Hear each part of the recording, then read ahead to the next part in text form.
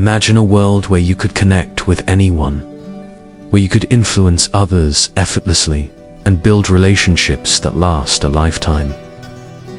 For many of us, this might seem like an unreachable goal, but it's exactly what How to Win Friends and Influence People by Dale Carnegie promises. This isn't just a book filled with tips on networking or superficial techniques for getting people to like you. It's a book that speaks to the heart of human interaction. At its core, it's about understanding human emotions, respecting others, and genuinely trying to make the world around you a better place by building strong, meaningful relationships. One of the first things the book teaches us is that people crave appreciation. Carnegie shows us how important it is to make people feel valued and acknowledged. This isn't about flattery. It's about genuine appreciation. Think of a time when someone acknowledged your efforts or made you feel truly seen. That feeling of being valued is powerful, isn't it? Carnegie's principle of sincerely appreciating others taps into a deep human need for validation. And when we apply this in real life, the impact can be profound. Another striking concept from the book is to always avoid criticism. Now, we live in a world where criticism is almost second nature. Whether it's on social media or in the workplace, people are quick to point out flaws. But Carnegie argues that criticism only leads to resentment. Instead, focusing on encouragement helps people grow. Imagine if, instead of criticizing a colleague's mistake, you offered a suggestion or framed your feedback in a way that uplifted them. It transforms the dynamic entirely. This approach encourages collaboration, trust, and growth. One of the most powerful sections of the book is where Carnegie talks about showing genuine interest in others. He challenges us to be better listeners, to truly engage with others, and to understand their desires and perspectives. In today's world, where distractions are endless, giving someone your full attention is like giving them a rare gift.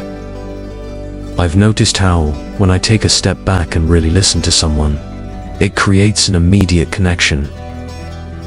The other person feels heard, valued, and, most importantly, understood. Carnegie also touches on the importance of smiling, remembering people's names, and making them feel important. These may seem like small gestures, but they have an immense impact. When you smile at someone, you're creating warmth. When you remember someone's name, you're giving them a sense of individuality.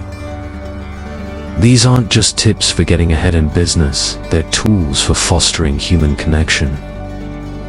I've applied these principles in my own life and found that they break down barriers, making interactions smoother and more genuine.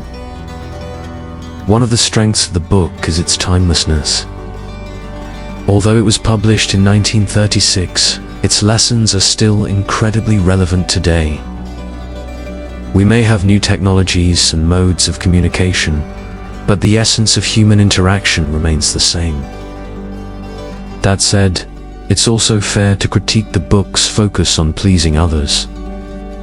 In some scenarios, especially in modern times, there's a balance to be struck between influencing others and staying true to one's own values and boundaries. Carnegie's emphasis on diplomacy and tact can sometimes feel as though it encourages self-censorship in the name of likability.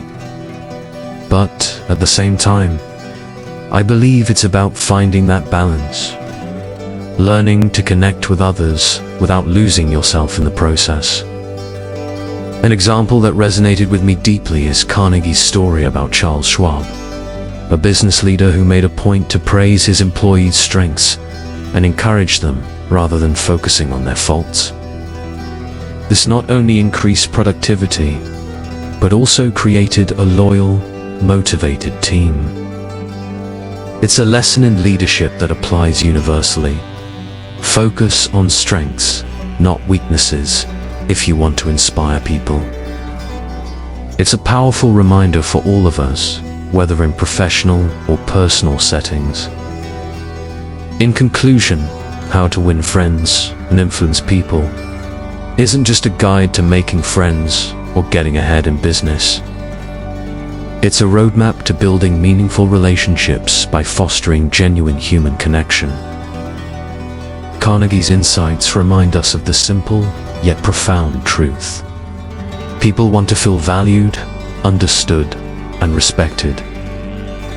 While some of his advice may seem dated in the context of today's fast-paced, digital world, the essence of his teachings remains incredibly powerful.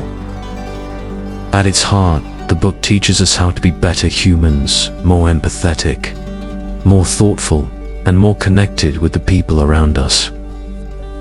Thank you for watching. Don't forget to like, subscribe, and hit the notification bell so you never miss an update. Your support means the world to me.